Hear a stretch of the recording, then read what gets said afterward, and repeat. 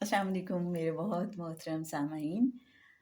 محرم الحرام کا یہ مہینہ ہے، اور ہم میں سے ہر ایک چاہتا ہے کہ اس کی فضیلت کے حوالے سے، اس کی اہمیت کے حوالے سے، اس میں جو ہم نے عبادت کرنی ہے اس کے حوالے سے ہمیں کچھ نہ کچھ معلومات لازمی ہوں۔ جناب سید سرفراز احمد شاہ صاحب نے اپنی مختلف کتابوں میں اس حوالے سے گفتگو فرمائی ہے، اور آج وہی گفتگو ان کی مختلف کتابوں میں سے ہم آپ کے ساتھ شیئر کر رہے ہیں۔ جناب سید سرفراز احمد شاہ صاحب فرماتے ہیں اپنی کتاب کہف فقیر میں کہ اللہ تعالیٰ نے 12 مہینوں میں سے 4 مہینوں کو حرمت والے قرار دیا ہے۔ یہ 4 مہینے رجب، ذی الحج اور محرم ہیں۔ پھر جناب سید سرفراز احمد شاہ صاحب اپنی کتاب کہف فقیر کے پیج 158 پر فرماتے ہیں کہ آپ صلی اللہ علیہ وآلہ وسلم نے یوم عاشور کی حرمت بیان کرتے ہوئے فرمایا کہ جس شخص نے 10 محرم کے روز کسی یتیم کے سر پر ہاتھ رکھا، اسے اس یتیم کے سر پر موجود تمام بالوں کی تعداد کے برابر ثواب عطا کر دیا جائے گا۔ اسی طرح سے 7 محرم الحرام کو ختم دلانے کی اہمیت کے حوالے سے جناب سید سرفراز احمد شاہ صاحب اپنی کتاب فقیر نگری کے پیج 47 پر فرماتے ہیں کہ جو اہل بیت میدان کربلا میں شہید ہو گئے، ان کے ایصال ثواب کے لیے یہ ختم دلایا جاتا ہے، کیونکہ میرے مرشد جناب سید یعقوب علی شاہ صاحب نے حکم دیا تھا کہ 27 رمضان کی افطاری اور 7 محرم الحرام کو ختم کا سلسلہ زندگی بھر ختم نہ کرنا، اس لیے میں مرشد صاحب کے حکم کی تعمیل میں 7 محرم الحرام کو ختم دلاتا ہوں۔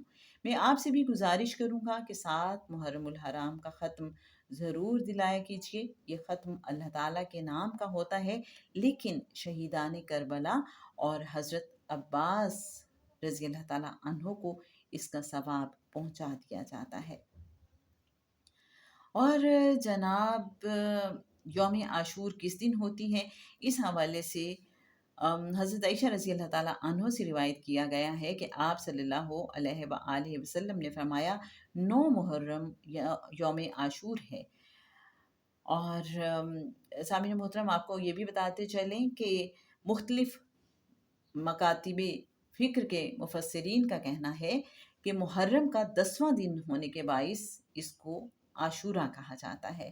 مطلب کہ کچھ لوگوں کے نزدیک 9 محرم جو ہے اس کو بھی یوم عاشور کہا جاتا ہے، اور مختلف جو مکاتب فکر کے مفسرین ہیں ان کے مطابق محرم کا جو 10واں دن ہے اس کو عاشورہ کہا جاتا ہے۔ جناب سید سرفراز احمد شاہ صاحب اپنی کتاب کہف فقیر کے پیج 165 پر فرماتے ہیں کہ عاشورہ کے حوالے سے اس روز 10 پیغمبروں پر مہربانیاں اور عنایات ہوئی تھیں، اس لیے اسے یوم عاشور کہا جاتا ہے۔ 10 محرم کو رب تعالیٰ نے یہ زمین و آسمان تخلیق کیے۔ یہ وہ دن ہے جب رب تعالیٰ عرش معلیٰ پر متمکن ہوا۔ 10 محرم ہی کو زمین پر پہلی بارش برسی۔ 10 محرم ہی کو رب تعالیٰ کی پہلی رحمت زمین پر نازل ہوئی۔ 10 محرم ہی کو حضرت آدم علیہ السلام جنت میں داخل ہوئے۔ حضرت ایوب علیہ السلام کے دکھ 10 محرم ہی کو دور ہوئے۔ حضرت داؤد علیہ السلام کی لغزش کی معافی اسی روز ہوئی۔ حضرت یونس علیہ السلام کو اسی روز مچھلی کے پیٹ سے آزاد کیا گیا۔ حضرت سلمان علیہ السلام کو جنوں اور جانوروں پر اسی دن حکومت عطا کی گئی۔ قیامت بھی 10 محرم ہی کو ہوگی۔ حضرت ادریس علیہ السلام بلند مرتبے پر اسی روز اٹھائے گئے۔ حضرت عیسیٰ علیہ السلام کی پیدائش 10 محرم کو ہوئی۔ حضرت عیسیٰ علیہ السلام 10 محرم ہی کو آسمانوں پر اٹھا لیے گئے۔ فرعون کو 10 محرم ہی کے دن ڈبویا گیا۔ یہی وہ دن ہے جب حضرت امام حسین کربلا کے میدان میں شہید ہوئے۔ اور جناب اب ہم بات کریں گے آپ سے کہ یوم عاشور میں گھر والوں پر خرچ کرنے کی کیا اہمیت ہے۔ اس حوالے سے جناب سید سرفراز احمد شاہ صاحب اپنی کتاب کہف فقیر کے پیج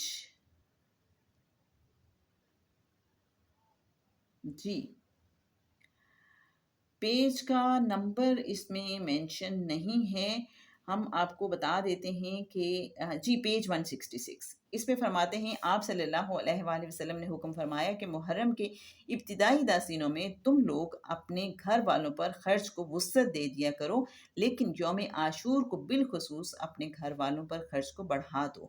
جو ایسا کرتا ہے اللہ تعالیٰ اس پر پورے سال کے لیے رزق کو وسیع کر دیتا ہے۔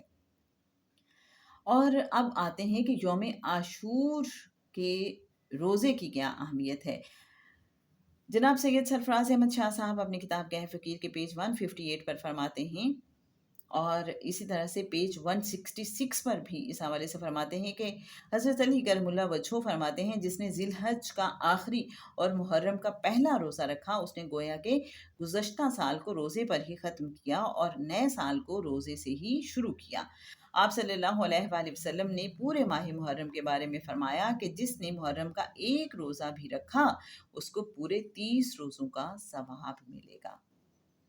اور اب آتے ہیں یوم عاشور میں کھانا کھلانے کی جو اہمیت ہے اس حوالے سے جناب سید سرفراز احمد شاہ صاحب اپنی کتاب گہ فقیر کے پیج 166 اور 158 پر فرماتے ہیں یوم عاشور کو لوگوں کو کھانا کھلانے اور روزہ افطار کرنے کی اور کروانے کی بہت اہمیت ہے۔ آپ صلی اللہ علیہ وآلہ وسلم نے یوم عاشور کا روزہ افطار کروانے کے اجر کے بارے میں فرمایا کہ جو کسی کو 10 محرم کا روزہ افطار کرائے گا اسے تمام مسلمان قوم کو روزے افطار کرانے کے برابر ثواب عطا کر دیا جائے گا، اور اسے یہ ثواب بھی عطا کر دیا جائے گا کہ گویا اس نے تمام امت محمدیہ صلی اللہ علیہ وآلہ وسلم کو پیٹ بھر کر کھانا کھلایا۔ اور جناب بالکل اب آخر میں یوم عاشور میں کیا عبادت کرنی ہے اس حوالے سے جناب سید سرفراز احمد شاہ صاحب اپنی کتاب گہ فقیر کے پیج 166 پر فرماتے ہیں کہ آپ صلی اللہ علیہ وآلہ وسلم نے فرمایا کہ یوم عاشور کو عبادت کرنے کا ثواب 2 سال کی عبادت کے برابر ہے۔ یوم عاشور کو ایک نماز پڑھی جاتی ہے جو 4 رکعت پر مشتمل ہوتی ہے۔ ہر رکعت میں سورہ فاتحہ کے بعد 50 بار سورہ اخلاص پڑھی جائے اور سلام پھیرنے کے بعد جائز خواہشات کے لیے دعا کیجیے، انشاءاللہ دعا قبول ہوگی۔ یوم عاشور کی شب عبادت کرنے والے شخص کو فضیلت کی خوشخبری سنائی گئی ہے، لہٰذا کوشش کیجیے کہ شب عاشور میں شب بیداری کی جائے اور تلاوت کی جائے، انشاءاللہ اللہ کی رحمتیں نازل ہوں گی۔ امید ہے میرے اچھے سامعین یوم عاشور کے حوالے سے یہ بہت کمپریہنسو آپ کو گفتگو لگی ہوگی۔ اس میں ہمیں محرم الحرام کی فضیلت کا بھی پتہ چلا، محرم الحرام کو ہم نے جو ختم دلانا ہے اس کا بھی گھر والوں پہ خرچ کرنے کی اہمیت کیا ہے، یوم عاشور کی اپنی کیا اہمیت ہے، اس روز کیا کیا واقعات ہوئے، یوم عاشور میں روزہ رکھنے، اس کی عبادت کرنے اور دوسروں کو کھانا کھلانے کا کیا اجر و ثواب ہے، یہ سب ہم نے جانا سیکھا۔ اللہ کریم ہمیں عمل کرنے کی توفیق عطا فرمائے اور اپنے قرب میں رکھے۔ السلام علیکم ورحمۃ اللہ وبرکاتہ۔